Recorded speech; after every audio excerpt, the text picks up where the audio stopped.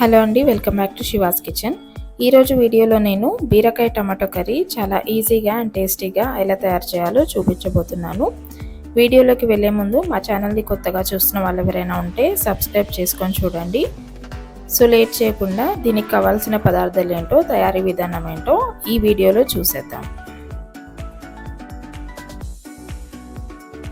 3 medium size ఉల్లిపాయలు, ఒక 2-3 పచ్చిమిర్చిని ఇలా సన్నగా కట్ చేసి పెట్టుకోవాలి.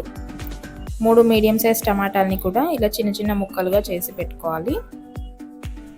నేను ఒక 1/2 కేజీ బీరకాయలని తీసుకొని ఇలా చిన్న ముక్కలుగా కట్ చేసి కడిగి పెట్టుకున్నాను. 2 టేబుల్ స్పూన్ కారం, 1 టేబుల్ స్పూన్ ఉప్పు, 1/2 స్పూన్ పసుపు, 1 స్పూన్ ధనియాల పొడి, 1 స్పూన్ అల్లం వెల్లుల్లి పేస్ట్,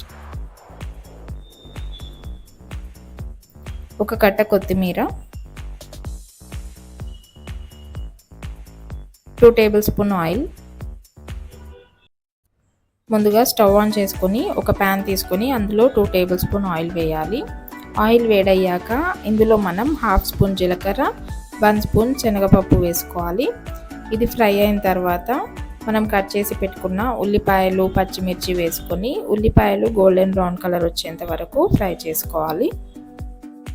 ఇవి ఫ్రై అయ్యేటప్పుడే కొద్దిగా కరివేపాకు కూడా వేసుకోవాలి. కరివేపాకు వేయడం వల్ల ఫ్లేవర్ చాలా బాగుంటుంది. ఉల్లిపాయలు ఇలా గోల్డెన్ బ్రౌన్ కలర్ వచ్చిన తర్వాత ఇందులో మనం 1/2 స్పూన్ పసుపు, 1 స్పూన్ అల్లం వెల్లుల్లి పేస్ట్, 1 స్పూన్ ధనియాల పొడి వేసుకొని అల్లం పచ్చివాసన పోయేంత వరకు ఫ్రై చేసుకోవాలి.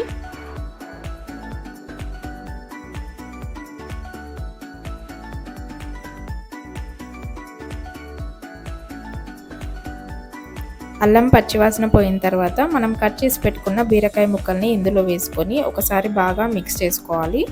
ఇలా బాగా కలుపుకున్న తర్వాత స్టవ్ని లో ఫ్లేమ్లో పెట్టుకొని ఒక 2 నిమిషాల పాటు మూత పెట్టి ఉడికించుకోవాలి. 2 మినిట్స్ తర్వాత మూత తీసుకొని బీరకాయలు ఒకసారి ఉడికాయో లేదో చూసుకోవాలి. ఇలా బాగా ఉడికిన తర్వాత ఇందులో మనం కట్ చేసి పెట్టుకున్న టమాటా ముక్కల్ని వేసుకొని తర్వాత 2 టేబుల్ స్పూన్ కారం, 1 టేబుల్ స్పూన్ ఉప్పు కూడా వేసుకొని టమాటాలు పెద్దగా ఉడికేంత వరకు మూత పెట్టి మరో 2 నిమిషాల పాటు ఉడికించుకోవాలి.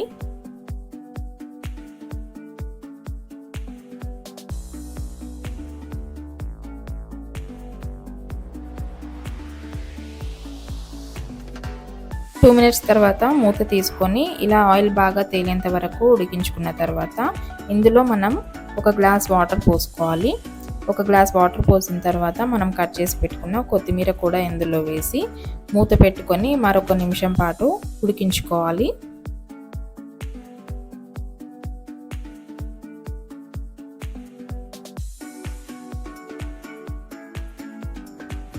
ఒక నిమిషం పాటు ఇలా ఉడికించుకున్న తర్వాత మూత తీసుకొని ఒకసారి కలుపుకొని స్టవ్ ఆఫ్ చేసి సర్వింగ్ బౌల్లో సర్వ్ చేసుకోండి. అంతేనండి, ఎంతో టేస్టీగా ఉండి బీరకాయ టమాటో కర్రీ రెడీ. ఇది చాలా ఫాస్ట్గా అయిపోతుంది, చాలా టేస్టీగా కూడా ఉంటుంది. అన్నంలోనే కాదు చపాతీల్లో కూడా చాలా బాగుంటుంది. మీరు కూడా ఈ రెసిపీ ట్రై చేయండి. ఎలా వచ్చిందో నాకు కామెంట్ బాక్స్లో పెట్టండి. ఈ వీడియో కనుక మీకు నచ్చినట్లయితే లైక్ చేయండి, షేర్ చేయండి, కామెంట్ చేయండి. మరిన్ని ఇంట్రెస్టింగ్ రెసిపీస్ కోసం మా ఛానల్ని సబ్స్క్రైబ్ చేసుకోవడం మర్చిపోకండి.